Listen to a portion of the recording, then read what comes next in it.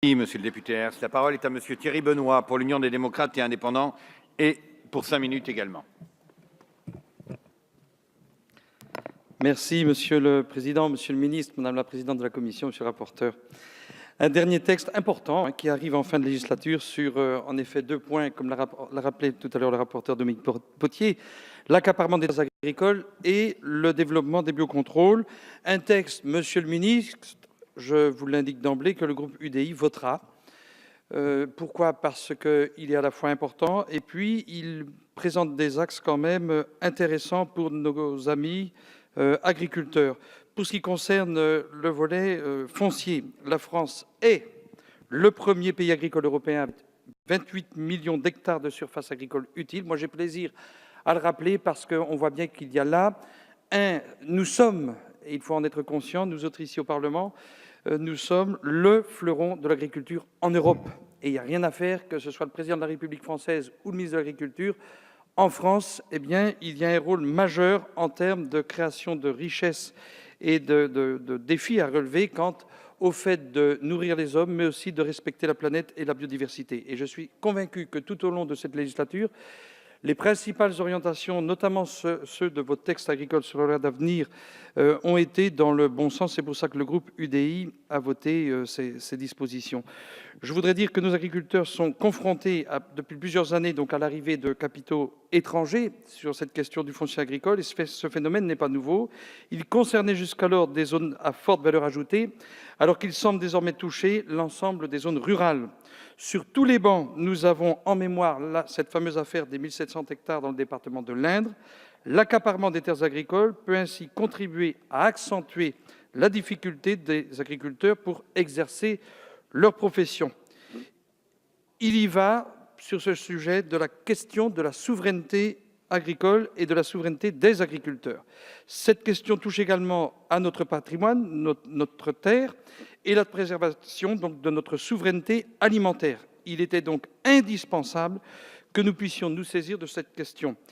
Si nous étions inquiets sur le calendrier législatif, j'observe que le gouvernement a travaillé et il y a eu une collaboration fructueuse entre le Sénat et l'Assemblée nationale qui nous laisse espérer qu'avant la fin de la législature, eh bien, le processus permettra à ce texte d'arriver, je dirais, à terme, puisque nous y sommes, et permettra d'être opérationnel dans les semaines qui viennent. Sur le fond, comme nous l'avions exprimé en première lecture, nous soutenons les mesures visant à élargir les prérogatives des SAFER, inscrites dans le titre premier. Elles ont pour mission de réguler le prix du foncier et de structurer nos espaces agricoles. Il était donc indispensable de renforcer leurs pouvoirs. L'extension de leurs droits de préemption aux cessions partielles de parts sociales prévues à l'article 3 va donc dans le bon sens.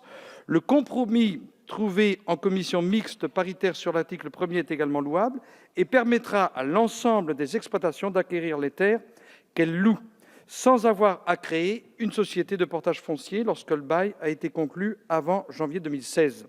Sur la question des biocontrôles, je crois que chacun de nous le reconnaîtra, la transition vers l'agroécologie est l'une des voies d'avenir de notre agriculture. Il faut que nous puissions, en tant que responsables élus, dire aux jeunes agriculteurs notamment qu'ils ont parmi leurs défis cette question de l'agroécologie et la question de la qualité et la sécurité alimentaire des denrées qu'ils mettent à disposition de nos concitoyens. Donc ce nouveau modèle de l'agroécologie doit passer par une utilisation croissante des produits dits biocontrôle, l'exemption de certificats pour les travailleurs temporaires ou l'extension de la dispense d'agrément à l'ensemble des produits de biocontrôle et aux préparations naturelles peu préoccupantes sont ainsi les bienvenues. Ces dispositions permettront de faciliter l'utilisation de ces produits pour les agriculteurs et d'accompagner le développement donc, de ce marché. Puisque nous arrivons au terme de cette législature, moi je ne vais pas faire une déclaration d'adieu, je suis encore jeune. Donc, par contre, je vais m'adresser à vous personnellement, Monsieur le Ministre, vous dire quelques petits mots.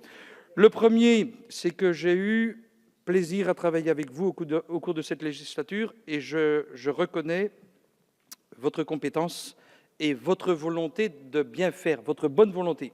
Je suis convaincu que vous êtes un ministre de l'Agriculture. Je suis convaincu que vous êtes un ministre de l'Agriculture qui est arrivé, comme vos prédécesseurs, d'ailleurs Michel Barnier et Bruno Le Maire, dans un contexte agricole français et européen très tourmenté. Mais moi, je n'ai pas douté ici de votre volonté de bien faire. Alors, si j'avais quelques mauvais points, un mauvais point à vous donner, et je vous donnerai, après vous avoir donné un bon point, je dirais, monsieur le ministre, mais je vous dirai ce que je vous ai dit en privé. C'est-à-dire, j'ai regretté au cours de cette législature que vous ne soyez pas concentré sur les questions agricoles et agroalimentaire, et que votre message soit brouillé par le fait que vous soyez porte-parole du gouvernement. C'est le premier point. Deuxième point, j'ai regretté, alors que vous avez une expérience européenne très forte et reconnue, j'ai regretté que vous agissiez tardivement au niveau européen, seulement à partir de juillet 2015. Mais lorsque vous l'avez fait, vous avez eu des résultats sur la question de l'étiquetage et sur la question des volumes que vous avez travaillé en entraînant un certain nombre de vos collègues ministres de l'Agriculture, des Affaires européennes. Dernier message, moi c'est un message d'espoir en disant un regret quand même auprès de nos agriculteurs, c'est qu'au cours de cette législature, nous n'ayons pas réussi quand même à travailler sur une plus juste valeur, un plus juste partage de la répartition des richesses tout au long de la filière au profit des agriculteurs.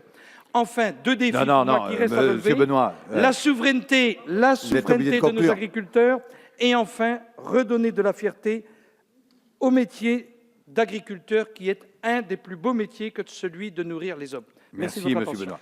Quand vous disiez du bien de monsieur le ministre, je vous laissais du temps de parole, mais après, j'étais obligé